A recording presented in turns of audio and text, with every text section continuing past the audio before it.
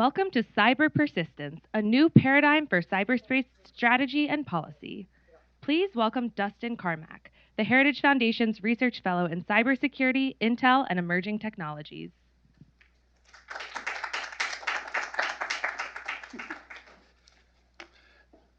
Good afternoon, and thank you for joining us today here at the Heritage Foundation.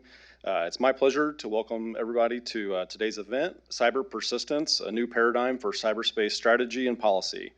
It's my pleasure to be joined by Drs. Emily Goldman and Michael Fischerkeller. Emily is a strategist at U.S. Cyber Command and a renowned thought leader on cyber policy. Her previous roles include serving as cyber advisor to the Director of Policy Planning at the Department of State, directing the U.S. Cyber Command National Security Agency Combined Action Group, reporting to a four-star commander, and leading a team that wrote the 2018 U.S. Cyber Command vision, Achieve and Maintain Cyberspace Superiority. She publishes and lectures widely on strategy, cybersecurity, arms control, military history and innovation, and organizational change. Emily is speaking here today in her own capacity and does not reflect the views of the U.S. government. Michael is a research staff member in the Information Technology and Systems Division at the Institute for Defense Analysis, where he spent over 20 years supporting the Office of the Secretary of Defense, the Joint Chiefs of Staff, and combatant and multinational force commanders. They, along with their co-author, Richard Harknett, published an excellent book earlier this year titled Cyber Persistence Theory, Redefining National Security in Cyberspace. There's a lot of noise and misconception out there right now on cyber, what government operations look like in this space going forward, their effectiveness in both an active war environment and all the time in between. These scholars are at the forefront of breaking the conventional wisdom and thoughts on where we are in cyber policy and where we need to go. And we welcome them here to the Heritage Foundation for this timely discussion amid Cybersecurity Awareness Month, where I believe there's something, some kind of event related to cyber about every hour for the rest of this month, and an ongoing review currently of the U.S. National Cyber Strategy that we expect shortly. Let's hop right into our discussion, and for those joining online, please submit your questions into the queue. We'll do our best to get to them along with our in-person audience questions.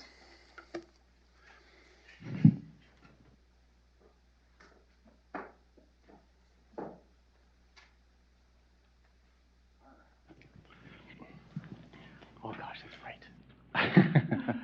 Well, welcome. I want to start off a discussion about your book. You highlight that cyberspace should be seen as an environment of exploitation rather than coercion. Can you explain to our audience the ideas behind cyber persistence theory with some context of some of the past thoughts on the future of cyber warfare and security? Okay, I'm going to start, Michael. I will. Thank you, Dustin. Thank you for having us here, and I expressed on Richard's behalf. I'm sure he's sad that he couldn't make it. It's an excellent opening question because you used the term environment, and in chapter 2 of our book, which is really the chapter that focuses on the theory, and then the rest builds out the consequences of the theory. We introduce this concept of a strategic environment, and that's a big new novel contribution of the book.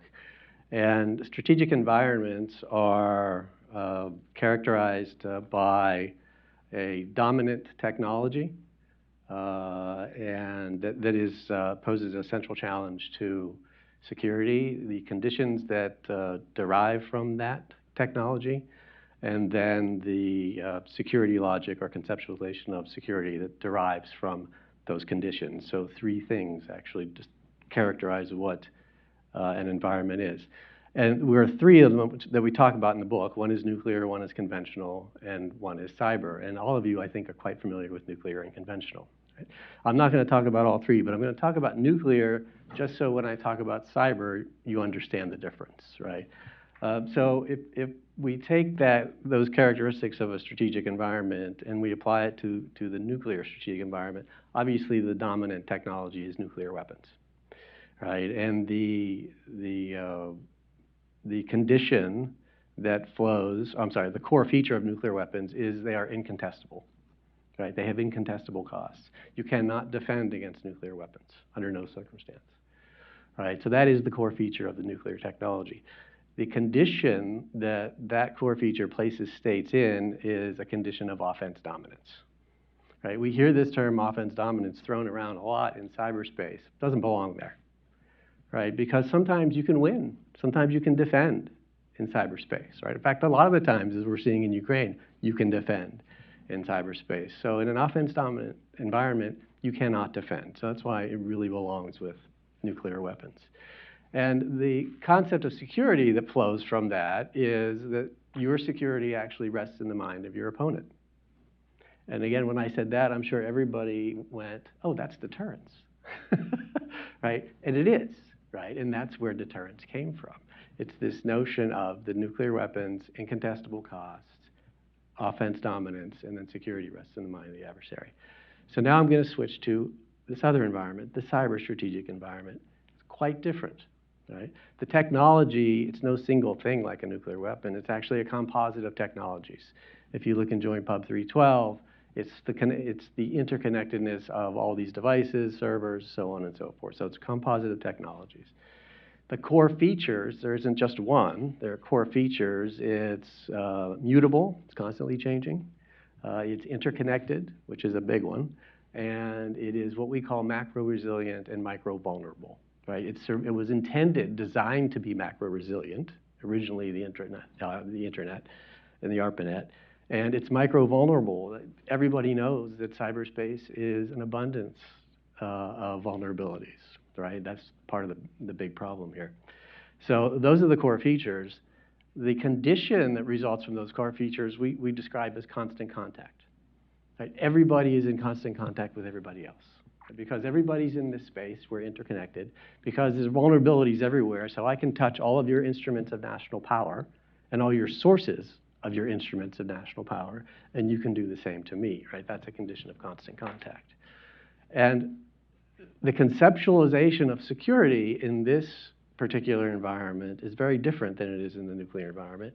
It is that you have to persist in seizing the initiative to set the security conditions in your favor by exploiting the vulnerabilities of your adversaries or anticipating that yours are going to be exploited by your adversaries. Okay? So when I talked about nuclear, I talked about coercion, right? When you have second strike capability, second strike, mutually assured destruction is a strategy of coercion. So that's appropriate for that space. When I talked about cyber, I talked about exploitation, right? Because the nature of the environment is that it is an exploitative environment. I didn't talk about coercion. You don't see hardly any coercion between states in and through the cyber strategic environment because exploitation is the mechanism for achieving gains in that environment. Let me just, kind of build a little bit on what Michael said. And first of all, it's a pleasure to be here, and thank you for organizing this. I think kind of the key takeaway, at least for the United States, is that we have to operate across all three of these strategic environments simultaneously. So we have to be managing them. Not all states are nuclear capable states, so therefore they don't have to think about how to create security with the possession of nuclear weapons. And so one way to kind of capture it is that, as Michael said, in terms of the nuclear strategic environment, security was about the absence of war. Okay, that's how you increase advantage and protect and preserve, your interests and values. In the conventional strategic environment, it's about being able to fight and win and prevail in war. I mean, that is how you would define security in this realm of brute force. In the cyber strategic environment, it's really about an alternative to war. It's about states being able to operate in and through cyberspace, exploiting others' vulnerabilities for strategic advantage and strategic gain without the risk of war. So it's kind of winning without fighting. So we, as policymakers and strategists, have to think about how we manage across all three of those and that we make sure we have the appropriate strategy aligned to the strategic environment. In your book, you discuss this idea of kind of a cyber fait accompli. Can you explain and provide some examples behind this idea of persistent competition? Yeah, happy to do so. So the environment that we just described to you obviously impacts state behavior. And we say that the dominant behavior is exploitation in cyberspace. Not the only behavior. There is a little bit of coercion off to the side, right? Especially between states at war. You see states trying to use cyber for coercive purposes. But exploitation is the dominant behavior. This manifests in two ways, primarily as a cyber fait accompli, and secondarily as what we call direct cyber engagement. A cyber fait accompli is a unilateral, independent action on behalf of an actor that realizes limited gain for the reason that the opponent or the target either is unaware that you've made the gain, is unwilling to contest the gain, or is unable to contest the gain. This is what you see every day in the paper, right? I'll go back in time, OPM, right? How long did it take the United States to find out about the breach in OPM? Months, right? So we were unaware. So the Chinese were able to get away with it because we were unaware. Solar winds, unaware, right? So the Russians were able to get everything that they want. And so most of this happens because of a lack of awareness. But there are some where, certainly, if you think about the companies in the DIB, where they get their intellectual property stolen, sometimes they're unwilling to do something about it, right? Certainly some of them, a year or two ago, were unwilling to make it publicly known because they were afraid about their bottom line, right? The SEC would find if they'd have to report to the SEC, it would be out in the public, their stock would tank, right? So they had incentives, financial incentives, for not responding and for, in fact, not even making people aware that they were intruded upon by an adversary. So those are examples of fait accompli. Direct cyber engagement is a little bit different. It's more like hand-to-hand combat. Right? We say that it's very scarce in cyberspace, primarily because there are so many opportunities for states to do cyber fait accompli, because there's so many vulnerabilities in cyberspace, right? Why contest, why get involved in hand-to-hand combat to achieve a gain when I can achieve it by not even engaging the target or an opponent? But Rick Leggett, when he was deputy director of NSA, uses the example of when the Russians got into the State Department and White House systems in 2014. And there were NSA teams down there and FBI teams down there, and he described it as hand-to-hand combat in the systems, right? Right. We found them. They knew that we found them. We were trying to kick them out. They figured out the tools that we were using to identify where they were. They corrupted those tools so they could get back in.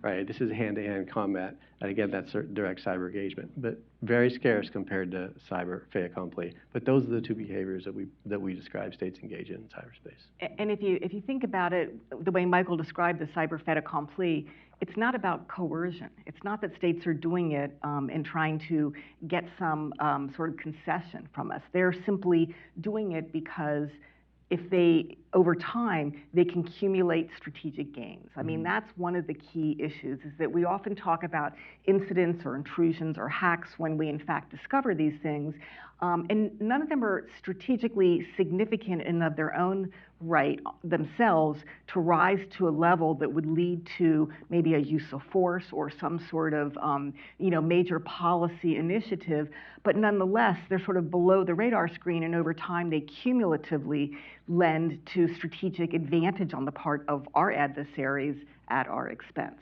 You said that you had Admiral Rogers here one time speaking about this, and he reflected on the Sony hack and really felt that, and perhaps he really felt that that was going to be something significant, because you had the power of a nation state directed at a company, and the decision was to treat that as a criminal act. Right. So, we as an international community, and also we within the United States, haven't really done the hard work of figuring out what we consider to be that sort of armed attack equivalent.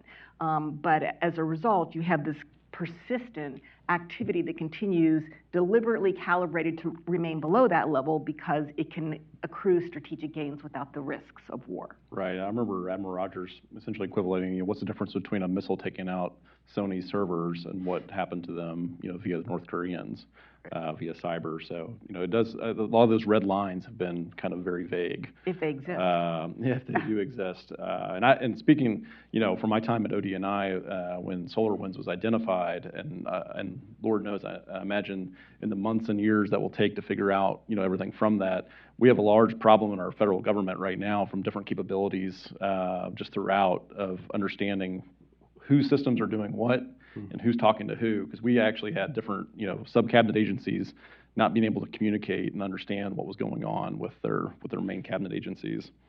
Where have the pre-existing theories, of past gone wrong from what is actually happening, what you're seeing? Right.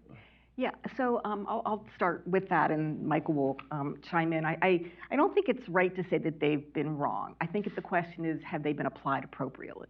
Okay, and so there's been a lot of debate about is there deterrence in cyberspace in terms of whether cyber capabilities independently can deter and whether it's possible to deter malicious cyber behavior. And what we argue is that at that armed attack equivalent level, sort of that level of a significant incident, deterrence, in fact, is working. I mean, we haven't really seen a major attack of that magnitude, and we would argue that's because adversaries recognize that that would be a significantly consequential event, leading to, destruction, potentially death, right? The challenge is below that threshold, which is in this competition space, which is where the majority of cyber behavior has occurred. If you really look at it numerically, deterrence has not proven to be effective. And the key reason why, in addition to what Michael said about this not being a coercive space, is that, as I said, any independent incident is never going to rise to the level of that significantly consequential effect. And so over and over again, we've had debates within our government about what the response is going to be. And what we've seen is, in fact, that often there is no response, right, or a very delayed response. And so what that means is that adversaries have been able to really take advantage of us to a great extent by operating in and through cyberspace. And so that's why we talk about this theory of initiative persistence, which is one that understands the underlying technology, how it incentivizes states to act, and how we have to contest and press back on that. And the biggest challenge that we've seen is that there's been such a tremendous comfort with the theory of deterrence because it's been successful in the nuclear realm for so many years, that the first question people ask and the first question our overseers ask is, how do you deter in cyberspace? And the question should be, how do you secure in cyberspace? Deterrence may be a strategy that's appropriate under some conditions, but the default question has been to sort of answer the strategic question without really asking it. Yeah. So. Absolutely. That's a huge important point. I'm going to remake it, right? That we need to be concerned about security in cyberspace, not about deterrence in cyberspace, right? Deterrence is just one of many potential strategies for realizing security. So I would agree with Emily. I mean, I wouldn't call any strategy or strategist, I wouldn't call them out as being wrong. I would say it's simply a misalignment, back to strategic environments. It's a misalignment of strategies to strategic environments that they don't belong in. So, deterrence, which is the strategy affiliated with the nuclear strategic environment, to put that in the cyber strategic environment, which is very different, as I described, you shouldn't expect it to work, right? But again, I wouldn't feel, I'm not going to say that anybody has done anything wrong. Emily pointed out that deterrence has been our central strategy for the last 70 years. I mean, everybody in this room has biases, right? And if we'd been doing the same thing for 70 years, and somebody came in the room and said, sorry, that doesn't work, that doesn't apply here, I think that we would all struggle to change course as well. So we've had to put up with a lot of just our own biases as human beings in this space as well. My colleague here at Heritage, Michael Ellis, and I wrote a piece last year advocating that the best defense is a good offense as it relates to cybersecurity. And while deterrence you maintain is difficult or non-existent in cyberspace, can you detail what effect a good offense can have going forward under your theory? So I know Michael wants to go first. We both have thoughts on this, but I will let him have his. Oh no! Go ahead. So at the risk of countering the remarks of my gracious host, defense, is a good offense, or offense is a good defense. I mean, the terms offense and defense, in our view, are not useful terms in cyberspace. Yeah. It's an initiative persistent environment, right? What matters is who has the initiative.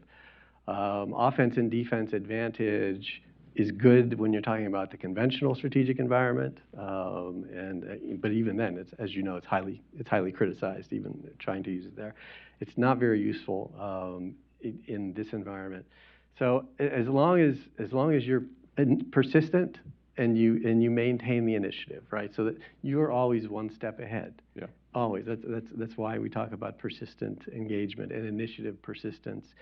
Offense or defense, maybe at the tactical level, they're useful terms in cyberspace, but our theory is a strategic theory, right? So, and we just don't think those words are good at the strategic level or helpful at the strategic level in cyberspace. Yeah, and I think that, as Michael said, at the tactical level, but if we think about our most effective, what we've done that's most effective, what our adversaries are really campaigns. Okay, so they're ongoing strategic campaigns over time. And the issue is whether or not you're anticipating or your adversary setting the conditions in which you have to react. And an example sort of how the offense-defense sometimes confuses debate is that when the Department of Defense, the U.S. Department of Defense, advocated its strategy in 2018 to defend forward, you had people saying, well, you know, that's offensive. And then others saying that's defensive. And it really was about, it was really about defending, with being proactive, right, as opposed to being reactive. And sometime at the tactical level, there may be something offensive, but there were huge defensive components to it as well. And so we just think that it helps, doesn't help as much to truly understand what's going on in cyberspace. Yeah, Dustin, if I may, this is really important also from a strategic communication perspective. Right. When our allies here, more senior leaders in our government, say that we're now going to do offensive operations, right? That we're going to take the gloves off. That's not the right messaging, right? That's not what we're doing. That does not accurately describe what we're doing. We are being proactive. We are being initiative persistent. And so it's no surprise that some of our opponents and even some of our allies, when they first heard of the 2018 strategy, you know, were taken aback and saying, boy, that's just really aggressive. And our view is, no, it's not aggressive. It's assertive because the environment requires you to be assertive. Again, seizing and maintaining that initiative, but it's not aggressive. Yeah, and so speaking to that, you know, we've seen this evolve here in the last few years, especially in the post-2016 landscape, you know, especially when it came to kind of this persistent idea of persistent engagement or defending forward as it related to especially the 2018 midterms and the 2020 election cycle. So can you kind of discuss your theory, how this persistent engagement theory, you see this becoming more commonplace entirely going forward? You know, I think more commonplace right now, like I said, we see it through this lens of this election cycle. But like you said, this is like a, you know, all, you know, 24/7, 365 type of operation. So is that kind of your thought process and your theory? Yeah, so I draw a distinction between the book, which focuses on a theory, cyber persistence theory, and then what the U.S. Department of Defense has operationalized it in terms of persistent engagement, which is an operational approach for employing military cyber forces. The interesting thing about this wasn't a theory or a strategy that was sort of developed in a vacuum, but you actually had operational people saying, what we're doing is not working. We can see what's going on in cyberspace, but they didn't really have a language or a logic to understand it. And so at the same time, both Richard and Michael were with me at US Cyber Command and began having conversations, and between the kind of theoretical conversation with the operational, it really gave form and a logic to what the operational environment had been telling us. We initiated talking about Defend Forward, really a very specific reason for the U.S. Department of Defense, and that was to get the military to be able to operate off the DoD, off the DoD information network, outside of an area of hostility, okay, which it had not been able to do except under a few different circumstances. So this was the element of sort of getting DoD in the game to be able to be more proactive, because what they bring to the table is the ability to scale.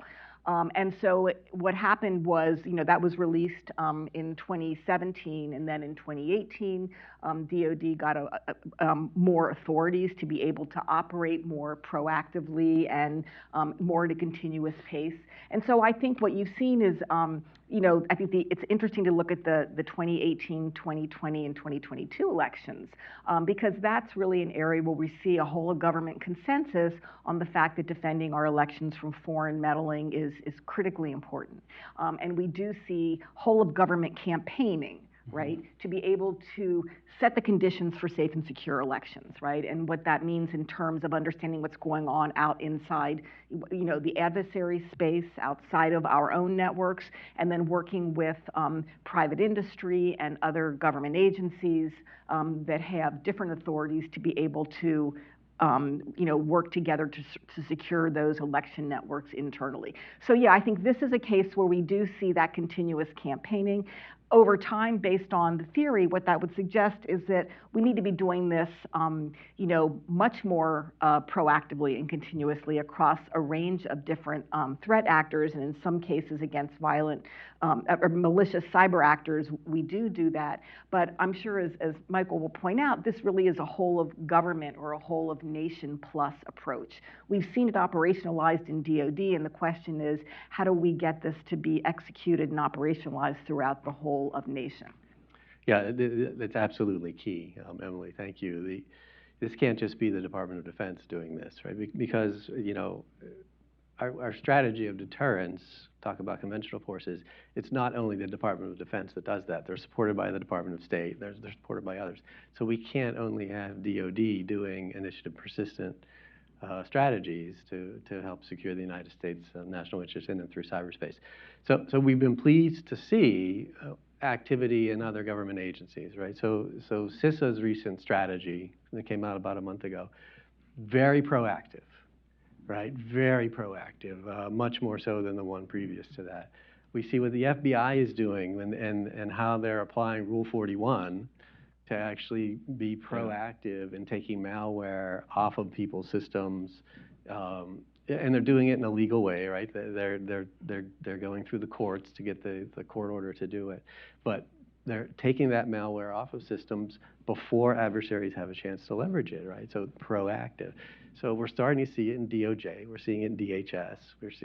We have hopefully an anchor in DOD, but it has to continue to spread, right? And it has to go beyond the United States, right? It's whole nation plus. Our allies, preferably, have to also adopt this notion that this is an initiative persistent environment. And some of them have. The UK, I think, is pretty much on board with the theory, and they still use the word deterrence, but it's hard to get rid of the word sometimes. I think some of our allies, other allies and partners, are understanding the environment is the way that we describe it in the book, and therefore the strategic prescriptions are appropriate that we have in the book. But yeah, it's going to take a while.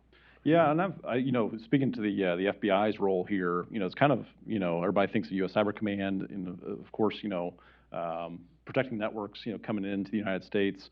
But I have found it really interesting the authorities that the FBI has used, and I think they're even kind of learning even further how to use these authorities to protect critical infrastructure in the U.S. and the takedown of the Hafnium web shells and the Russian botnet situation back earlier this year, I think are really interesting areas to keep on exploring the ability for us to protect those kind of soft underbelly internal networks that we struggle to, where our adversaries really take advantage of. I wanted to kind of switch gears, international norms. I know there's some writing in your book about this, and I don't color me skeptical, but I've been a little more skeptical of this. But I'd love to hear your thoughts on this, because there's been a steady drumbeat of discussions that the U.S.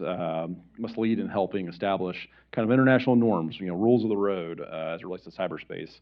Can you discuss your thoughts on this matter, and is it even possible with adversaries, and especially cyber adversaries such as China, Russia, Iran, North Korea, looking to exploit, these rules of the road, or just not even pay attention to them?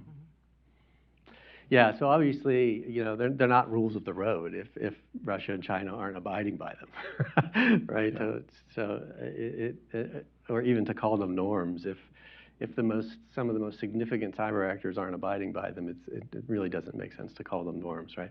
But so I think what the United States and its allies and partners are doing in the United Nations in terms of trying to get states to commit to interpretations of international law as it applies in the cyber context is very helpful. It is a long game, right? Because it's going to take states a long time. The United States is actually lagging in contributing to the appendix that the GGE recently asked for in terms of, tell us how you think sovereignty applies in cyberspace. Tell us how you think the rule of non-intervention applies in cyberspace.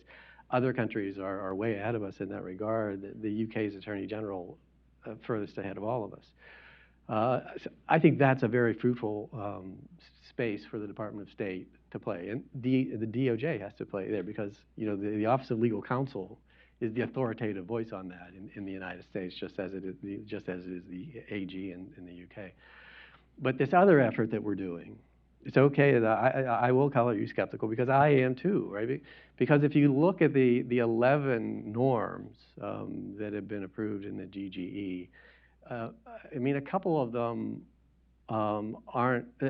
actually speak to international law. One talks about non-intervention, so that's already law.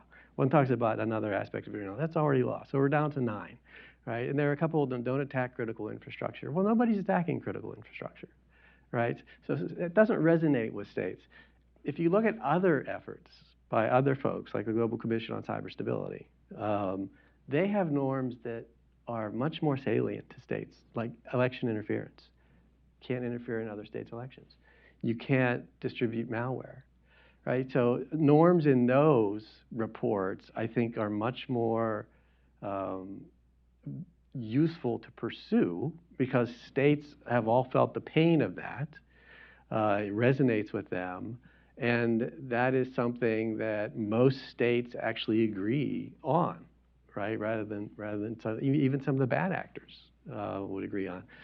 So I think we need to focus on the long game. If we want to do norms, initiative persistent behavior, tacit understandings, right? So through behavior, not necessarily through explicit exchanges, but through tacit behavior, we can communicate what our preferences are, what are unacceptable, what is acceptable, what we think is responsible, what is not responsible. So I think we need to, change course a little bit. And I just would add to that by saying that I sympathize with your view as well. I think of norms as normal practice, right? What has been routinized. And if you look at the malicious behavior that's ongoing, that has become normalized. And I think part of that was the US not pushing back on that early enough. And so that's different than the aspirational norms of what we would like to see. And if we look historically at other areas like the law of the sea, for example, how norms evolved over time, they were constructed from the bottom up, okay? It was about navies interacting and figuring out, what made sense consensually to agree upon in terms of that behavior. And so I think it has to be both bottom up and top down. And the United States was quite successful after World War II in establishing the rules of the road, but we were overwhelmingly powerful, right? And so we could, we owned the ability to reward those states that played along and to exclude those states that did not. We're not in that position today. So once again, we have to look at our framework and understand where we are and what's the more productive way of getting to shared expectations about what's appropriate and what's not. Great. Can we briefly discuss your thoughts on the ongoing war in Ukraine? Has it changed or reinforced your views? One of the things I keep thinking about always is the Colonial Pipeline hack, for example, and just resiliency of there was more of a consumer panic and fear related to the pipeline and the gas shortages. And also vice versa, what's happening in Ukraine is there's been this misnomer that they're not getting hit by these kind of, die-hard type of cyber attacks that people kind of envision. But there is a persistent engagement by the Russians each and every day. So has U.S. Cyber Command and our allies and NATO, what have we learned from this? And the resiliency, too, of the Ukrainians to be able to counter this along with private sector actors, I mean, how does it apply to your theory? So I think the first thing to point out is our book is looking primarily at competition, okay? So competition and crisis and conflict are distinct geopolitical conditions, all right, with, different incentives, different pressures on actors. And so, we as an as a scholarly community and a policy community, have to realize that we have a lot more experience in the competition space than in crisis and conflict. And I think people are, now I've been listening to a lot of talks recently, and I'm heartened by the fact that people are saying we can't jump to conclusions about crisis and conflict and about the role of cyberspace, because we're not even through this conflict yet, right? And people are already drawing conclusions. So, with that caveat in mind, I think that, Michael and I will probably point out different insights, but from my vantage point, one of the things that we see is that how you operate in competition and persistently engaging in what the current administration might call campaigning is critical for posturing for success in crisis and conflict. Okay, so for example, we know the importance of sharing intelligence in crisis and conflict, and we know the importance of secure networks for doing those. Those have to be in place early on, proactively, right? We can't sort of pull that together on the fly.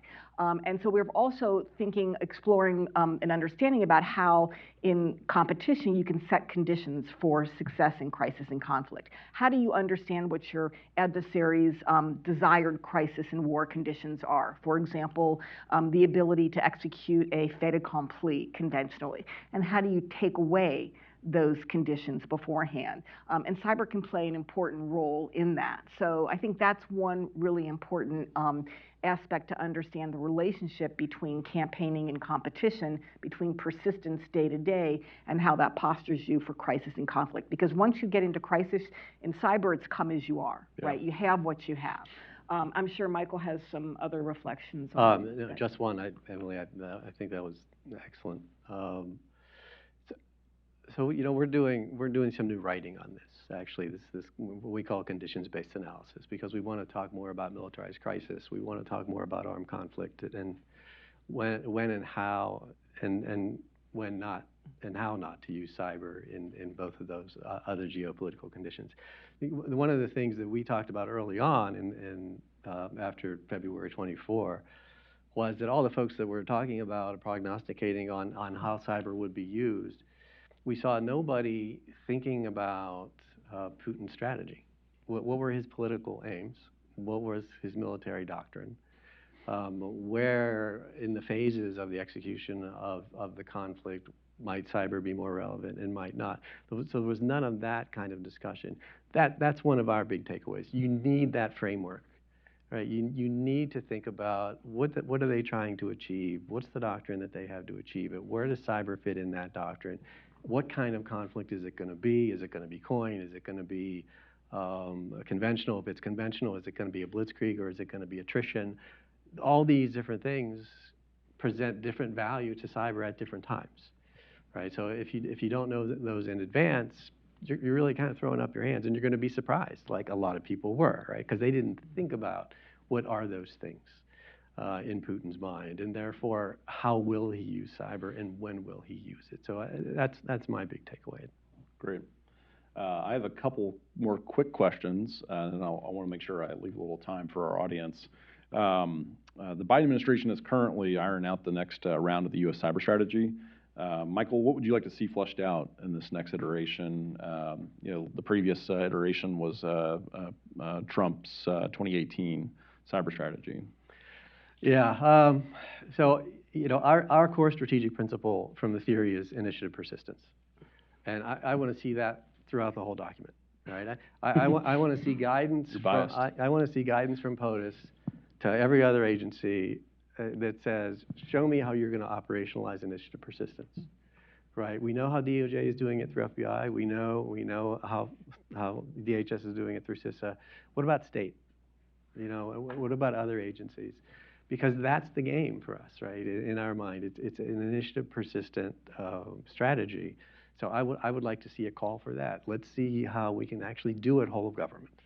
And I'll just add, I think just the juxtaposition is we have to get out of this react after the fact. I mean, that's really been that, how do we react? If you look at the language is so important. How do we react? How do we respond? All of that means that you have agreed to absorb the attack, right? And any of us knows who's experienced one of those, it can be very inexpensive in terms of time and treasure to execute something, not everything, but criminal actors can do that, and immensely expensive to deal with it after the fact, right? Yeah. And so it's important to not always think about react and respond, because that affects your orientation toward the space. Great. Last subject I wanted to touch on, one thing, when I was at OD&I and everybody was really always impressed by our ability to work with allies and partners. And so I wanted to kind of discuss, there's been extensive work over the last 5 years, I think, to better coordinate and share cyber intelligence with partners, both in the private sector and states. And with the recent, future expansion possibility of Sweden and Finland to NATO, and you also see a lot more cooperation happening with the Quad or the Quad Plus partners. What do you see this as a value add for the U.S., and how do you think that better incorporates? What do we need to be doing in that space to kind of better our position against the Chinas of the world as kind of the cyber dominant adversary? Yeah, so I would, if you look at the recently released national security strategy, it puts a lot of emphasis on working with partners, coalition partners, allies, and secure networks for information sharing, for intel sharing, for rapid is critical. Mm-hmm. It is critical.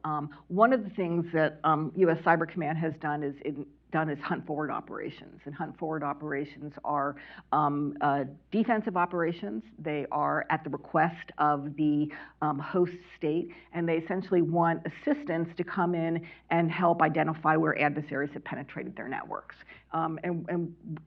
We've talked about this publicly. We did it in Ukraine. And what that shows is the ability, to do that actually before the Russian invasion, to do that proactively ahead of time is really, really important. And so I think that's really one of the key takeaways. We often are, when we talk about cyber, we're often focused on I'm going to use the word, Michael, okay, offensive, right?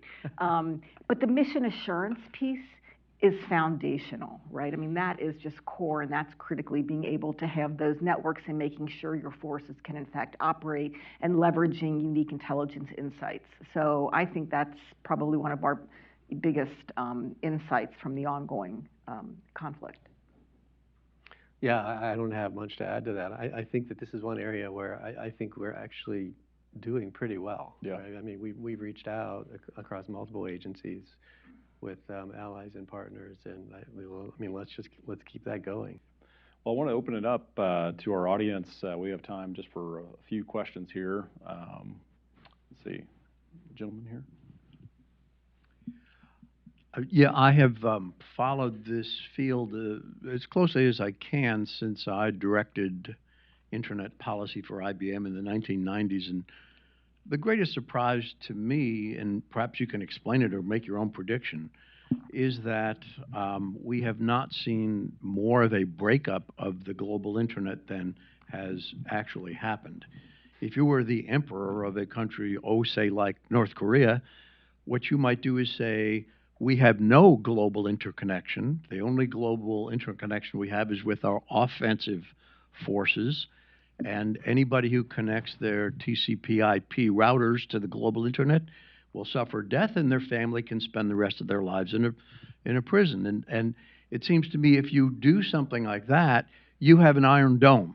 You could look at the global internet as an offensive medium, but not have to worry about defense. It's the air gap, which our own military uses often enough anyway. But what's surprising is that more countries don't do it. And I used to think, well, of course they can't do it because they lose access to Amazon, and they lose access to Facebook, and they lose access to Twitter. Well, if you were a dictator, compare losing access to Amazon with the gallows next to Saddam Hussein and Muammar Gaddafi. It's a no-brainer. So why hasn't this thing broken up more? And purely from a military point of view, sure, I'm going to interconnect for offensive military purposes. Everything else, we use our own non-IP domestic data network, and anybody who interconnects Of course, some people can have Starlink terminals and Iridium terminals and things like that, but I mean at the network level. So why? This is not what I expected to happen after the cyber became a dominant military theme. So your explanation and prediction would be helpful. Thank you. Thank you. You can go first. Oh, I don't want to go first. I mean, it's a fascinating question. Chris Demchak has written a lot about this, and she refers to it as the balkanization of the internet, right? Why haven't we seen it? And I think her forecast is that we are going to see it. So if you haven't read any of Chris's stuff, I would point you in her direction. What did come to mind when you were offering that perspective and those insights was that North Korea has cyber operators all over the globe, right? They're not just in North Korea.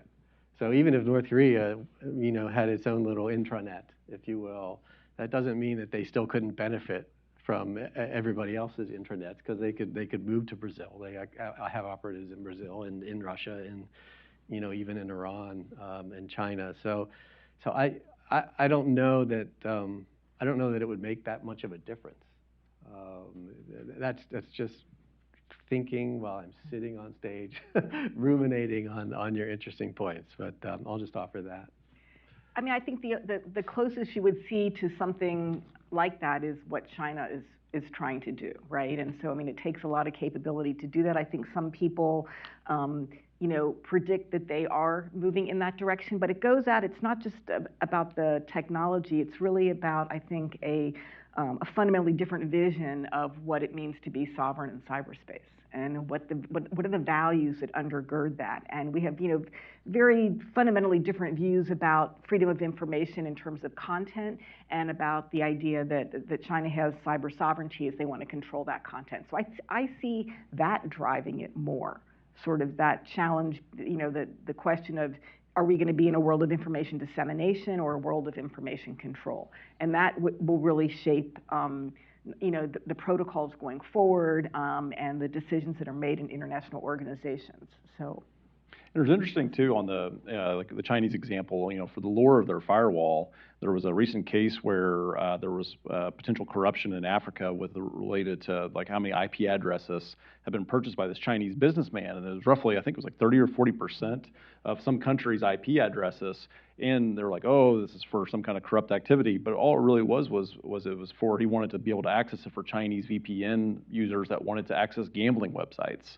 So as much as it sounds in theory like it's possible, the populations have a very interesting way to try to work around it, and business does too. Yeah. Yes. Hi, I'm Dan McBride. I'm Canada's head of delegation to the UN Cyber Open-Ended Working Group, which, as you know, is where the norms and law piece gets discussed these days. On law, fully agree with you. That's a really important piece of it. Canada just put out our own statement on how we see law applying. Yeah. I think others need to keep doing that. On norms, I'm not sure I share your skepticism, just because, sure, they're not perfect, but nothing coming out of the UN is. But it's what we have. And I guess my question to you is on that. You seem to be open to new norms, and there's a proliferation of norms being done elsewhere at the GCSC and so on. But at the UN, our view tends to be that, if we open up the Pandora's box of new norms, then the Russians, Chinese want more too, and that it might actually be better to focus on the ones we have and implementing them. And that goes to the other part of the discussion, which is, the deterrence piece. And so if you have a speed limit, that's not being followed, it's probably not the speed limit that's the problem, it's the lack of enforcement, right? But just on the new norms piece, I'm wondering if you have thoughts on whether adding new norms might also play into our adversaries' hands, because they would have demands of their own. Thank you.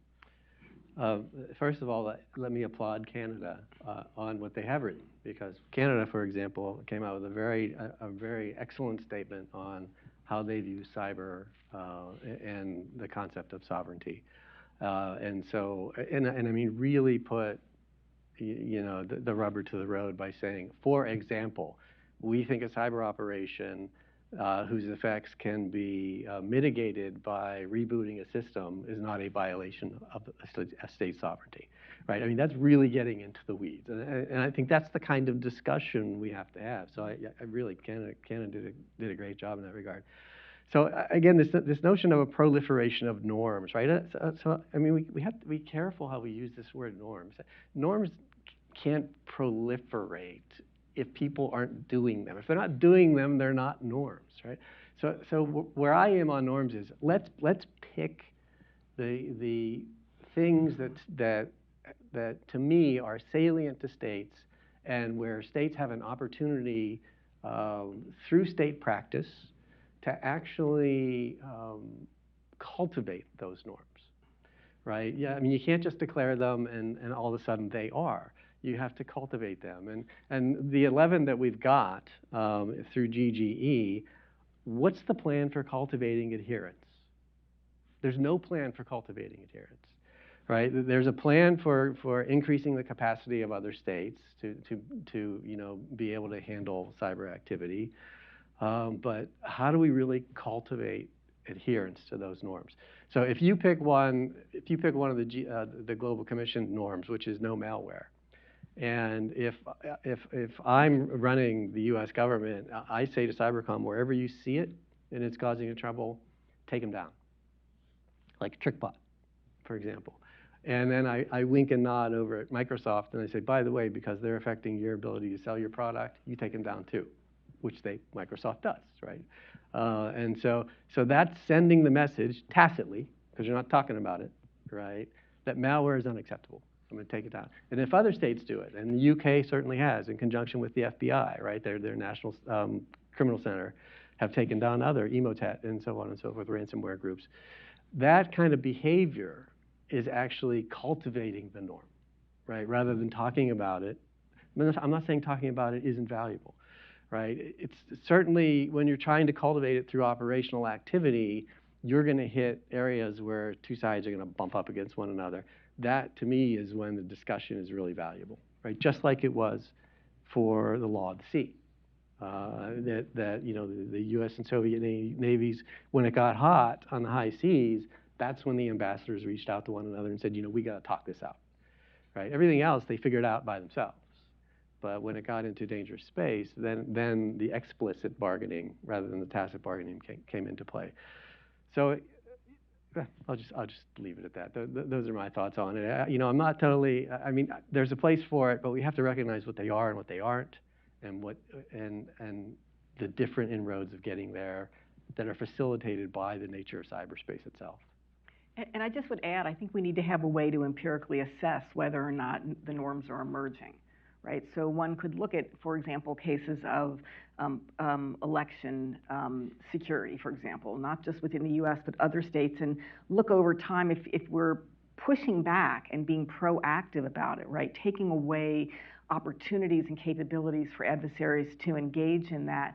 And then over time, if we see less of an interest in doing it, that might be an indicator that there is recognition. This just the game isn't worth the candle, right? We'd rather put our efforts someplace else, and so that's sort of the bottom up and the top down. But we need to do the work of assessing it versus, I agree with Michael, just calling anything a norm that you want to see, right?